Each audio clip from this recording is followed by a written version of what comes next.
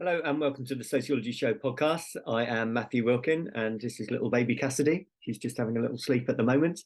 Today's episode is an interview with the comedian Joe Wilkinson. We're talking all about alcohol, or rather giving up alcohol, about going sober. Before we go over to the interview, just a few requests from me. I'm trying to expand my social media reach. We already have a Twitter account, so if you haven't added yourself to that, then please do find us on Twitter. I've also just recently set up an Instagram account and also a YouTube channel as well. So there's not much on there at the moment. The idea is that we start to build it up. The Instagram account will let you know whenever a new episode is coming out. So please do add to that if you are an Instagram user, and the same with the YouTube channel. The idea is that some of the interviews that I'm doing will have visuals to them. We'll have the visual video as well as just the sound quality as well. So if you prefer watching via YouTube than listening to your usual podcasts, then do find us on YouTube as well. So without further ado, let's go to the interview for today with Joe Wilkinson. Had a little bit of an issue with the video. For some reason, it's been squashed up into the corner, so you can only see us really, really tiny. So apologies for that. I'll make sure that it gets sorted for the next interview. Without further ado, though, let's go to the interview with Joe Wilkinson talking about alcohol. Podcast. Enjoy. I'm delighted to be welcomed by comedian Joe Wilkinson today. Joe, how are you? Yeah, I'm all right, cheers, Matt. How's things? Well, we've done this, and we've already chatted off mic. Of course we have. It's all a front, isn't it? It's all false. It isn't really it? is. Yeah, but yeah, we're just both excited about playing five-a-side later, aren't we? That's true. Yeah, we're playing well six-a-side football in a couple of hours, aren't we? But Six-a-side it is. Joe, first question for you: have you done any sociology before? Did you do it at school, college, uni, anything? No, never. It wasn't an option at sort of secondary school, was it? No. My friend James, I was at college with, studied it, and I never bothered to ask him what it meant, if I'm honest. So I'm probably the least qualified person you've ever spoken to, Matt. I was going to say, on that note, people are probably wondering why on earth have I got someone who doesn't know what sociology is on the show. So you've already mentioned... I'm asking the same question, Matt. You've already mentioned we play football together, so I'm lucky enough to know you in that capacity, and we've done the odd park run, and occasionally when the weather's nice, we jump in the sea. And it was during a sea swim last summer. You mentioned to me that you didn't drink alcohol. You haven't drunk alcohol for a while. That shouldn't be a big thing, right? Okay, that shouldn't be a big thing whether someone chooses to drink alcohol or not. But culturally, it's a bit of an anomaly to have someone, particularly of our age bracket, who doesn't drink, who doesn't go out for a beer. It really shouldn't be, but I thought it made for quite an interesting topic. So I wanted to chat away with you about that, if that's all right, Joe. Okay, yeah, of course. Yeah, I did drink, but I stopped drinking like 15, 16 months ago. And yeah, it's funny how it's a thing. It's like, and to be honest with you, it was a thing for me, but because our society is quite heavily sort of socially, it's really is kind of the two things, drinking and meeting anyone you know. Yeah, they tend to go hand in hand. So it's a funny point we've got in culturally in our society where it's weird that someone doesn't drink. And yeah, that is an odd thing, and especially now I'm this side of the line, if you like. It's quite odd when people are surprised and stuff, and it just makes you more aware of it. It's an odd thing. Yeah, definitely. Has there been any awkwardness? I mean, I've gone through periods myself not drinking and found myself lying, I'm on medication, or I've got a drive in the morning or something like that, which is ridiculous that I felt I had to lie about it. But I don't know if you felt any social awkwardness. There has been awkwardness. I haven't done, I get why you've done that, where you've gone, it's just an easier thing. And especially if you go, I'm just having a break from it, because that's a good thing to do as well. But it's weird that you have to lie because you're having a break. But because it's not something I intend to ever do again, I have to I feel like I've got to put the flag in the ground a bit and go, I don't drink. But we had the weirdest one. I think I mentioned it to you at the time. We went for dinner, me and my other half, who doesn't drink as well. And it was up in London. I can't remember what we've been doing. We've been to some show or something.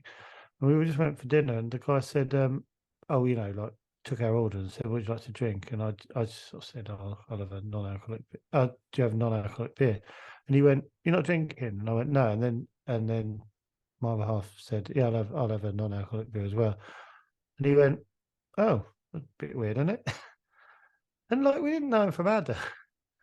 And like, he sort of like, kind of, I'd say it was bordering on taking the piss. Yeah.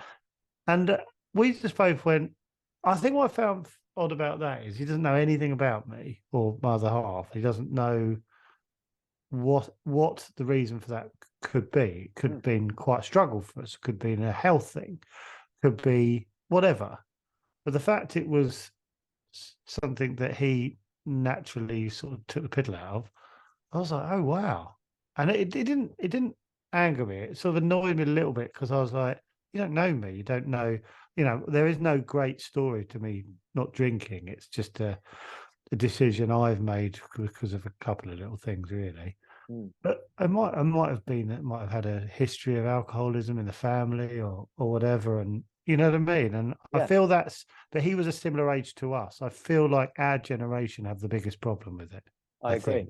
I feel like the next generation are almost sort of revolting against what their parents have behaved like, if you know what I mean, at our age. Do you know what I mean? The sort of the younger people are going almost like this, what all generations do, going, our parents love rock and roll, so we'll do this or whatever. You know what I mean? I think our generation were big drinkers, so we'll go a different way. And I think, he was about 50 and was like, basically, a pair of oddbods. I wondered if there's a parallel that probably for us, our parents' generation, certainly in generation before that, everyone smoked. Yeah. That seems quite similar there. Yes, exactly. Like, if you think about smoking as well, it's very similar to drinking. It's very not good for you, and it had, there's a hell of a lot of health problems that come with drinking, as we know, as the same as smoking. So it's an odd thing to it's almost like, why don't you smoke 50 years ago? And you go, well, we've been proved that there's a bloody good reason why you shouldn't. Yeah. You know what I mean? It's like, I don't know. It's like we're very good at burying the negatives of drinking. So it's only like, why don't you drink? So it's fun, and which I agree it is fun, but there's also downsides to it. So it's not madness to not drink. This is probably me looking into it a bit more deeply from a sociological, psychological point of view. But I often wonder if there's projection. So when people say to you, why are you not drinking? Why are you not having a beer? Just have a beer. Is it because they're not? And the fact that you've got either the willpower or the desire to say no, is there projection there? Yeah, I would guess yes. I would definitely. Do you know what? Yeah, 100% actually. Because there's this interesting thing when you give up drinking, and by the way, like it's really just where I am with it is it's not a very big thing in my life at all now, which is a really great place to be with not drinking. It's not something that I kind of not that I ever had a problem with giving up drinking, but it's so part of my life. It's like when I had a drink, you know what I mean? It's like you don't think about it; it's just part of your life. But you end up having two types of friends that basically kind of go on that change with you. So either moderate their drinking around you or go, oh yeah, let's just not drink and whatever, you know what I mean? And they're just like kind of find a middle ground with you. So you might still go out for a drink with them, but it's not particularly boozy. And then there's people that subconsciously completely cut you out of their life, really. And initially it's quite sad because you go, oh right, they don't really want to see me because most of our friendships are social. Ours is a bit different because we play football together as a kind of bedrock of friendship, if you know what I mean. But a lot of friendships are based on meeting up, having a chat and having a beer, basically. So that half of people go, oh right, I won't be able to have some. This is all subconscious, I think. I won't have a beer because I'm with Joe, so I won't meet up with him, basically. And it's not deliberate, and I think it's because you're sort of probably highlighting something that they may need to do or cut down or make a slight change. and it's like kind of flagging it. I think this is me making my guess. Yeah. So based on nothing, that's what I feel is going on with some people, and like that's I don't know, if you any part of your life, sometimes you don't want to be reminded of something you need to do.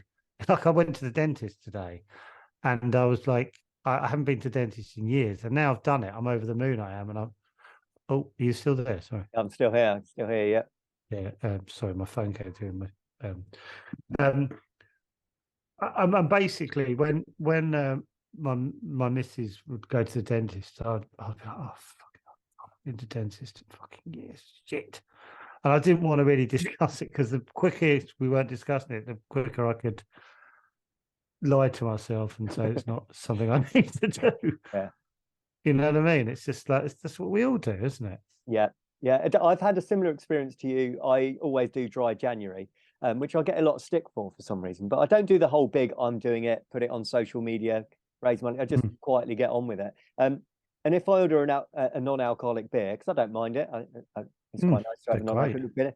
Got a lot better recently, actually. Really? Well, that's a big eat that makes it a lot easier. Sorry, yeah. But I've had people say, "Why are you drinking it? What's the point? If you're going to have a beer. If you not have something else." And it's just like, well, if I want to, it's up to me, isn't it? You know. But that's got to be quite a.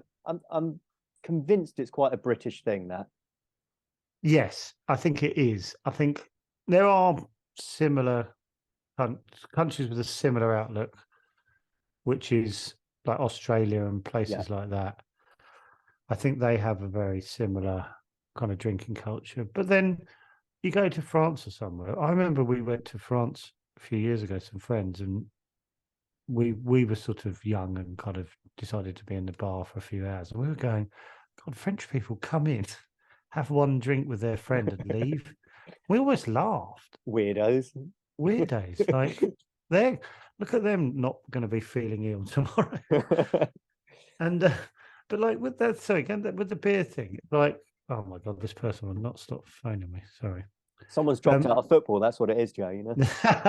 yeah, exactly. They're making their excuses already. Sorry, that's what you said.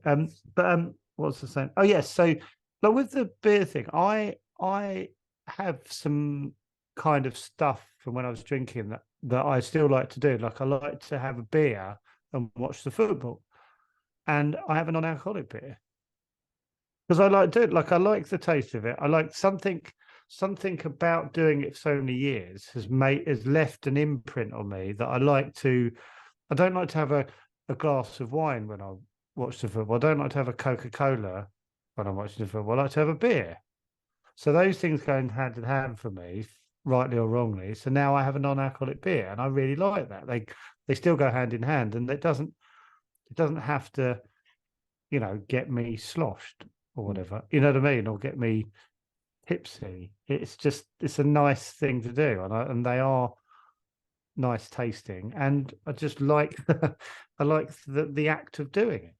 Do you know what I mean? There's almost a ritual to it. Yes. I'm not drinking because it's January at the moment. I went to the pub near you actually, which sells it on draft. Sells a beer. Which yes. What was it? Lucky Saint or Lucky Saint, a good companion. Yeah, it's great. It's really good beer. It's good. Yeah, but there's something about having it in the pint glass, on draft. Definitely makes a difference, certainly. Yeah, definitely. And I think that's something from our culture of the last, how many years I've been an adult. It's nice to I like the fact there's like you say, non-alcoholic beers that are kind of draft over a proper pint. And that's what I feel cozy doing. And to sort of say, what's the point? You go, well, is the point to get drunk then? That's what you're kind of saying, countering that, aren't you? Yeah. If you're not getting drunk, why are you doing it? You go, well, why have one then? Or why have one or two? Do you have to have four? That seems an odd sort of argument once you've stepped back and think about it, like I am now, being sort of someone who doesn't drink. You go, bloody hell, do we have to? Is that where we are? We have to do it until we're a bit all over the shop. That's weird, isn't it? But I think people do. I think a lot of people do drink to get drunk. Yeah, absolutely. And we've all done it, and we've all Yeah. been there, and it's all been part of our ritual, our weekly ritual. Do you know what I mean? Finish a hard day on a Friday, get drunk to have a laugh, but then you're kind of writing off Saturday. Yeah, You only get you are. 2 days off. Yeah, It's like, it's true. It's true. I was going to make a joke about you're a brave man to watch Gillingham sober, Joe. that is too obvious. To be fair, there have been some testing times.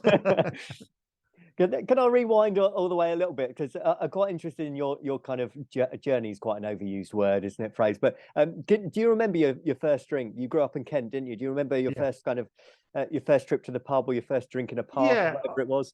Yeah, I do. Like, it was obviously being sort of 16 or whatever. It was really about finding. Well, my friend's daughter's going through it now, finding the pub that will serve underage. It's such a weird thing. We literally talked about it last night. We walked past the pub, like a really horrible pub, and you're like, oh, that's where they don't ask for ID. Blah. So that was a big thing. I remember kind of not really liking the stuff. It's like, that's the mad thing. You have to work at it. What weird, you know what I mean? You go, this stuff's piss. And you just go, that's what we do. All right. You know, it takes you like a year or two to develop a taste of it. And yeah, it was like, I remember I had a Guinness, and then I nursed it for about 3 hours because the stuff's disgusting to me. So I was like, well, that's a terrible decision. But I really wanted to look like I knew what I was doing. Like, everyone has a lager, don't they? So I was like, I'll have a pint of diesel, please, mate. And yeah, stuff. I've never had one since. So that was my first. Really? Yeah, it's still probably sat there. I did the same. The pub that would serve us, like yourself, everyone knows the pubs when they're at age that would serve it. No, Yeah. I just looked at the taps and just went, Stella. I mean, what a ridiculous first lager that is. Yeah, in for a penny. Exactly. What kind of drinker were you, if that makes sense? Were you one of those ones, till the end of the night blackout, or were you you take it or leave it? Like, it was weekend drinking, and probably kind of should have stopped two ago, and now you feel shit in the morning. Yeah. That was it, really. Like, I could take it or leave it, as in, like, it never would affect any part of my life. It never came first. Like, I've spoken to a friend of mine who's having some problems, and he told me some stuff which is quite shocking. Like, he basically would put it first, almost like you would put your family first or something. You know what I mean? It was like, but it was always like, I was always up for going to the pub, and then it would be like, why didn't we leave at 9:30? Why did we leave at 11 when we could have? We would have not had a headache in the morning. And one of the main reasons I gave up was I remember this. I was talking to someone about it the other day. Drinking gave me anxiety the following day. And I just thought that was something you had to live with. I remember getting it in my late 20s. I remember saying to my friend, because I remember so clearly, because I just bought my flat, and it was like a really amazing thing that I'd done. I'd saved up for this flat. I'd worked really hard to buy a flat, and my dad was over every weekend. He was in South London, over every weekend, helping me paint it. And I was really excited, but I was just waking up going, okay, no, I'm really down. And my mate went, oh yeah, the old, black dog, the old Winston Churchill thing. I was like, what? He goes, oh, it's a black dog. It's just what booze does to you. It just makes you feel like shit the next day, like. And then you just live with it for another 20 years. You go, okay, so you'll have a degree of anxiety in the morning.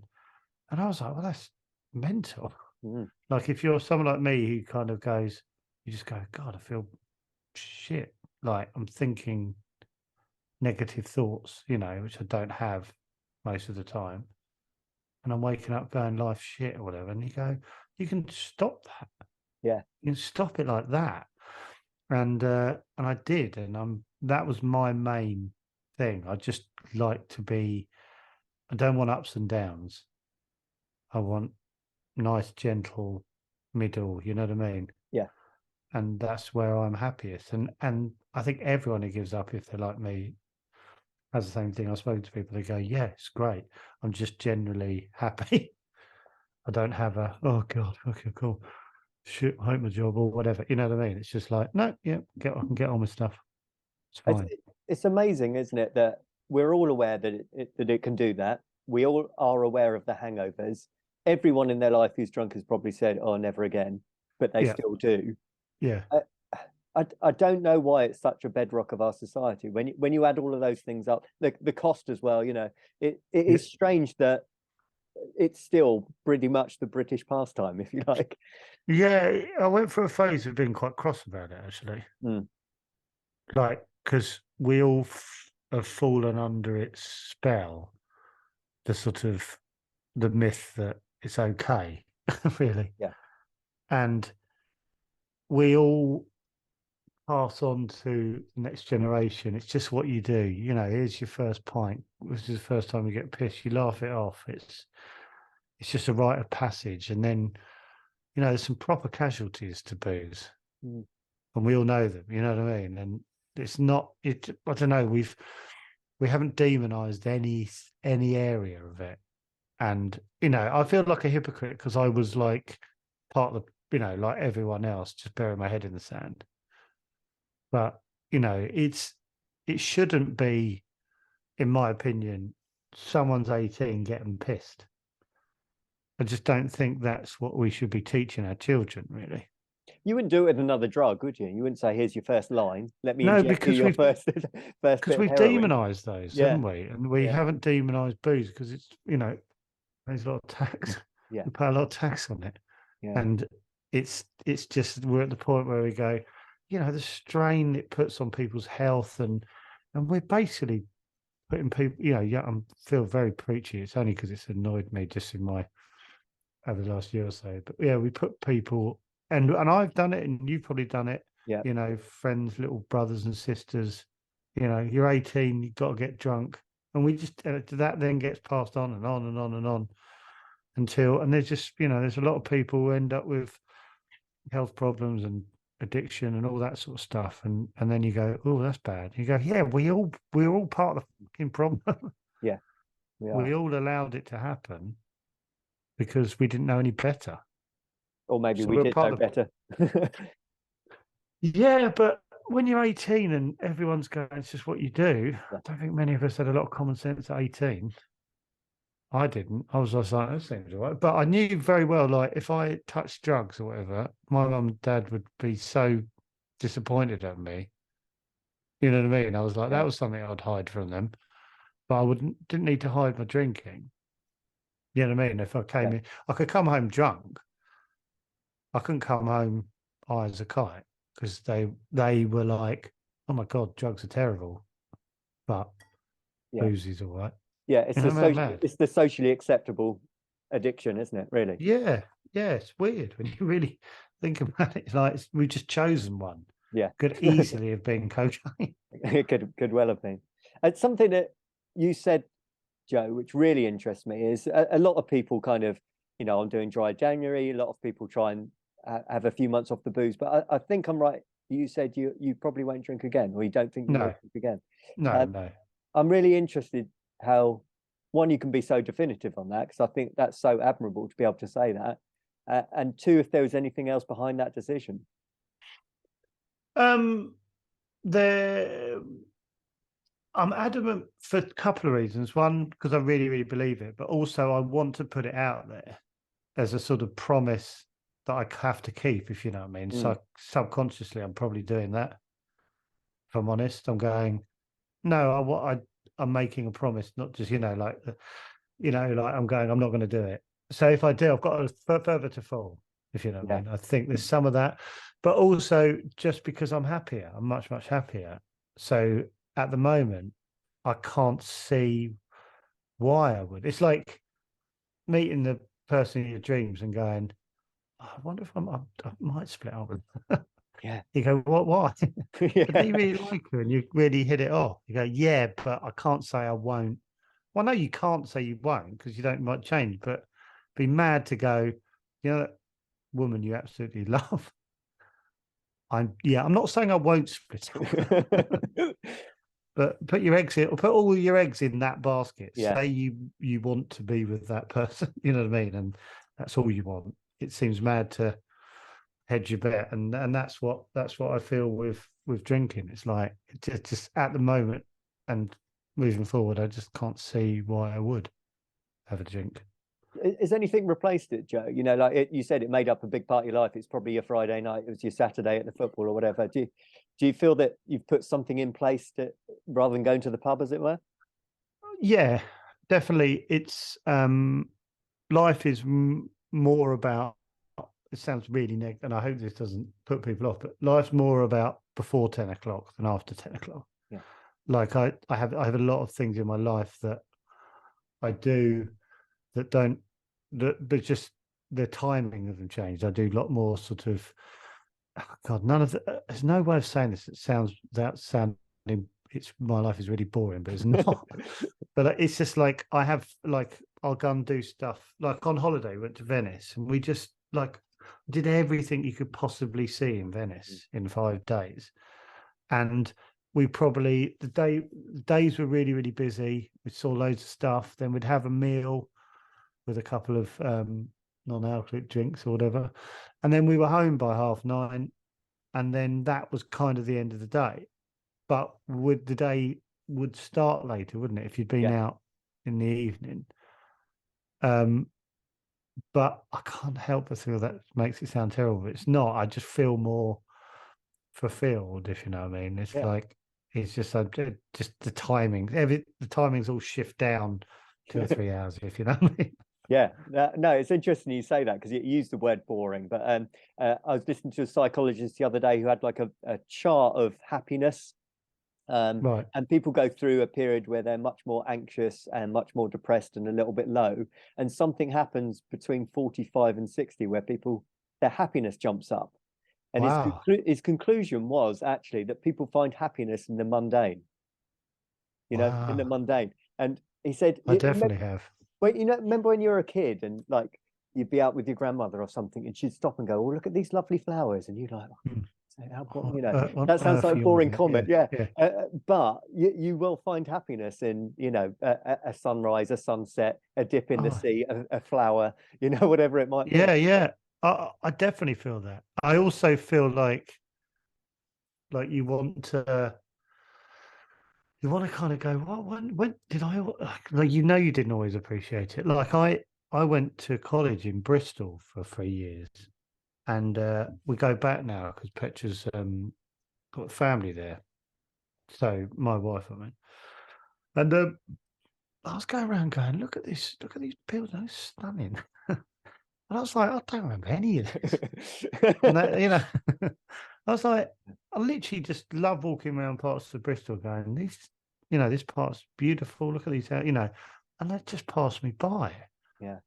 And I'm like, it's just bizarre that, I definitely have felt that kind of just little things are great. Like I do the park run thing. We went up to Bevendine on Saturday. It's just like going, what a lovely part of Brighton it is. It's like really high up. You get views. It's very community spirited around there. They've got the Bevendine pub and all that. And I was like, God, it's great around here. Like, I was like, just really sort of like felt in a really good mood for hours afterwards because I sort of dropped into this community for an hour. You know what I mean? Going, oh, what a lovely place to spend a couple of hours. I did the run and the park run and then had a cup of tea in the local cafe. I was like, I don't ask much out of life. No, it's simple pleasures, isn't it? Simple pleasures. Yeah. I mean, as we said right at the top of the show, you and I play six-a-side football on a Monday night. And it's not a great standard. It's a load of wheezy old men kicking a ball around. But I don't know about you, Joe, but I love it. I get so much pleasure from that. I did a podcast. Michael Fenton Stevens, who is one of my favorite actors. He does a podcast called Time Capsule, and you have to put like 5 things in that you love into this time capsule. It's the idea of the thing, and on one of them I put his 6-a-side on a Monday. Yeah, because I was like, we're very lucky. We've got a very nice group of lads. It's competitive, but I described it as someone a few months ago. It's like when someone has a tumble, everyone stops and goes, "Oh God, you're right." Yeah. But it's like really competitive, so it's fun, but really nice bunch of lads. And I really look forward to it. And I don't gig on a Monday night. I just won't. Yeah, that's your priority sorted there. Yeah. I'm like, it's little things like that in the last, not to do with not drinking, it's just getting older. It's like I feel part of my routine now is going, no, that's good for me. I want to do stuff that I like, that is just good for me. You know what I mean? Good for my spirit and all that kind of stuff. Do you know what I mean? It's like not just, work, because I worked really hard for the last 20 years, I guess. And because like working for yourself, it's just comes with a strain, I think, because you're just thinking of the next, is it the last time I'm going to work and all that. And I'm trying to teach myself to go, no, this is what you need. You need this. You need a bit of stuff that is going to, make you happy and, your life's better. And that's something I'm working on, actually, going, no, that's more important to, I've had to sort of get myself out of that mindset that got me to be able to work for myself. I have to then kind of come out of that mindset, if that makes sense, to kind of enjoy it again. Yeah. I wondered if gigging, working in stand-up, that is an environment where you probably get a pint shoved at you, don't you? Do you know what? I saw an interview with a boxing promoter, and he said something that was like really sort of resonated with me. He was like, a lot of his business life and social life cross over, and it can add up. And I was like, yeah, it did, because you could kind of like, you can have a beer, like it's a weird job. It's like if you're doing stand up a lot, you can have a couple of beers and it's not frowned upon. You can't be a I'm a tennis teacher, coach. so I better not do that. Yeah, exactly. It would be, you'd be hauled into the office, wouldn't you? You know what I mean? Like you're having a couple of pints at lunch or whatever. But yeah, so it's easy to kind of become a grey area. You know what I mean? And then he was just made himself aware of it. And I thought that's true. It's like quite easy to go, well, part of your habit is, part of your routine of doing a gig is having a pint. Well, if you're doing 4 or 5 gigs a week and then you're socializing, it's that adds up, doesn't it? That does add up. Yeah, it does add up. So I just thought that was interesting, and not something I'd ever thought about until, like, that wasn't part of my giving up. Yeah. But I was like, it's just, I think you just become more aware of it when you step outside, because you can, let's be honest, you can, because you just go, right, I've done the hard bit. Let's look at you haven't got you can kind of go, that's where you can talk in the past tense. Yeah. You can go, oh yeah, we're having 5 drinks at gigs, like over a week, you have 5 drinks, that's a lot. But when you're doing it, you have to make that change off the back of it. Whereas I've made the change. So all of this I'm talking to you, Matt, is like, it's really easy to say after the event, if you know what I mean. It's like, oh, this is all hindsight. That's why I feel a bit of a fraud, because I've made all these mistakes. Do you know what I mean? It's like, it's all mistakes and cock-ups that I've done like everyone else. So I'm not wise or clever in any way. I'm just like going, yeah, I did it for ages. No, I think it's amazing, Joe. And like I said, the one thing that really stuck in my mind is where you said, I won't drink again, because I think that's, to make that decision and see into the future and say, that's me done. I've had enough of it. I think that's amazing. Well, thank you. I don't think, I don't feel it's amazing. I just feel it's like just what's right for me, if that makes sense. Yeah. Just and I know I said it earlier, but it's a funny one talking to you, because maybe if I spoke to you a year ago, I'd have probably spoken maybe more passionately about it. Yeah. Because now I'm like, don't know, it's like talking about, I don't know, eating cheese or something. Yeah, it's just like, it's your normal, yeah. Yeah. So I'm kind of like, Oh, right. Yeah, maybe I should have done this a year ago because I would have probably been going through more stuff. Yeah. Not that I had a lot of problems with it, but it was more like I was more aware of it. Now I'm just plodding on going, oh, yeah, no, I don't drink. Yeah. Anyway, what are you up to? That's great. Well, Joe, thank you so much for joining me. I'm just aware of time because we've got to eat dinner before getting ready for six-a-side football. So yeah, and then we go to battle. we go to battle. So Yeah, and I think your listeners need to know that you're an absolute pain in the arse to play against. You've got an instinct in front of goal that winds me up beyond belief. Is that a diplomatic way of saying that I'm a goal hanger, Joe? I might just say it, but Yeah. yeah, an eye for goal / goal hanger. Yeah. Defending's not part of my game. That put it that way. You and Alex, Yeah, you and exactly. Alex are spoken about in the same breath. That's it. Right, Joe. Thank you very much for your time today. I really enjoyed the chat as well. It's Me too. really, and for you giving up your time as well. I really appreciate it. My pleasure, mate. All right, take care. See you soon. Take care, mate. Bye. Cheers. Bye now.